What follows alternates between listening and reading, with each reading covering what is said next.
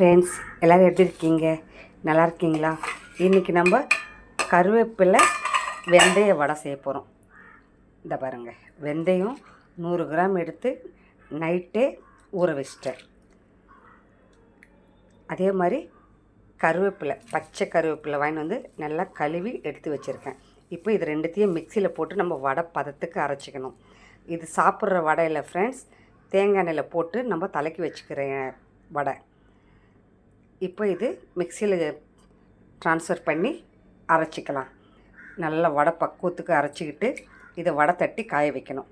நிறைய பேர் என்கிட்ட கேட்ட எண்ணெய், அக்கா முடி ரொம்ப கொட்டுது, ஹேர் ஃபால் அதிகமாக இருக்குது, டாண்ட்ரப் இருக்குது அப்படின்ட்டு அவங்களுக்காக மறுபடியும் இந்த வீடியோ நான் மேக் பண்ணி போடுறேன் ஃப்ரெண்ட்ஸ். இப்போ இது மிக்சி ஜாரில் சேர்த்துட்டு அரைச்சிட்டு காட்டுறேன்.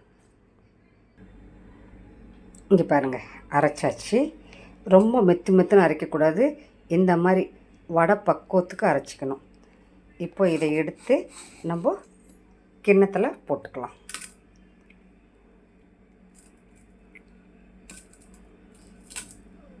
பாருங்கள், இப்படி இருக்கணும், மசால் வடை பக்குவத்துக்கு இருக்கணும். இப்போ இது எல்லாத்தையும் நம்ம கிண்ணத்துக்கு ட்ரான்ஸ்ஃபர் பண்ணிக்கலாம். இப்போ எல்லாமே கிணத்துல எடுத்து வச்சாச்சு. இப்போ தான் முக்கியமான விஷயம் நீங்கள் பார்க்கணும். ஒரு வேஸ்ட்டு பிளாஸ்டிக் கவரை எடுத்து இந்த மாதிரி கட் பண்ணி வீட்டில் நம்ம அரிசி புடைக்க முறம் இருக்கும் இல்லையா, அந்த முறத்தில் வைக்கணும். இது துணியெல்லாம் போட்டு நம்ம வைக்கக்கூடாது. துணி பேப்பர்லாம் போட்டு வச்சா அதோடைய சாறு இழுத்துக்கும், கவர் இழுத்துக்காது. இப்போது இதில் நம்ம ரவுண்டாக வடை தட்டி வைக்க போகிறோம். முதல்ல உங்களுக்கு எவ்வளோ முடியுதோ அவ்வளோ, இங்கே பாருங்கள், வடை சைஸுக்கு தட்டி இப்போ நான் வைக்க போகிறேன். ஆயிடுச்சா? இதை வீட்டு நிழல்லையே தான் காய வைக்கணும். நல்லா தெரிஞ்சுக்கோங்க, வெயிலில் வைக்கக்கூடாது. வெயிலில் வச்சிங்கன்னா இதோடைய சத்து போயிடும். இன்றைக்கி ஃபுல்லாக இந்த சைடு காயிட்டோம். நாளைக்கு இதை மறுபடியும் திருப்பி போட்டிங்கன்னா பின்னாடி சைடு காயும்.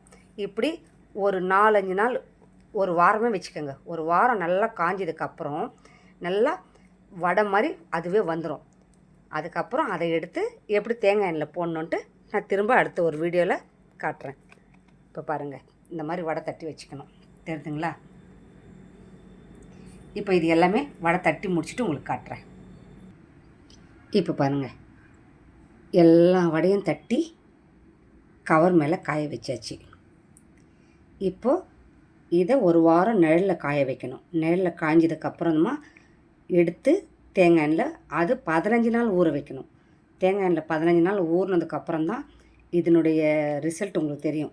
அட்லீஸ்ட் ஒரு மாதமாச்சும் நீங்கள் யூஸ் பண்ணால் தான் உங்களுக்கு இதோட பெனிஃபிட் தெரியும். ஒரு நாள் 2 நாள் தேய்ச்சிட்டு அக்கா எனக்கு ரிசல்ட் தெரியலன்னு சொன்னால் நான் ஒன்றும் பண்ண முடியாது. ஒரு மாதம் விடாமல் தேய்க்கணும்.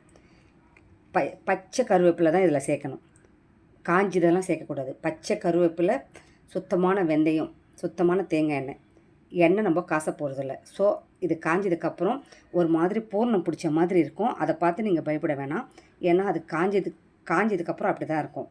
இது எடுத்து ஒரு டப்பாவில் ஸ்டோர் பண்ணி 6 மாதம் வரைக்கும் வச்சுக்கலாம். எண்ணெய் எதுவும் ஆகாது. நான் அந்த எண்ணெய் தான் ரெகுலராக யூஸ் பண்ணிவிட்டு வரேன். இந்த வீடியோ பிடிச்சிருந்தால் லைக் பண்ணுங்கள், எனக்கு சப்போர்ட் பண்ணுங்கள் ஃப்ரெண்ட்ஸ். அடுத்த ஒரு நல்ல வீடியோவில் உங்களை சந்திக்கிறேன். உங்களுக்கு ஏதாச்சும் டவுட் இருந்தால் என்கிட்ட கேளுங்க, நான் சொல்கிறேன். ஓகே ஃப்ரெண்ட்ஸ், பாய். அடுத்த ஒரு நல்ல வீடியோவில் உங்களை சந்திக்கிறேன். நிறைய பேர் என்கிட்ட இந்த வடை வீடியோ கேட்டதால் திரும்பவும் பண்ணி கொடுக்குறேன். ஆல்ரெடி நான் செஞ்சு வச்சுருந்த வடையெல்லாம் என் சொந்தக்காரங்க ஃப்ரெண்ட்ஸ் எல்லாம் வாங்கிட்டு போயிட்டாங்க.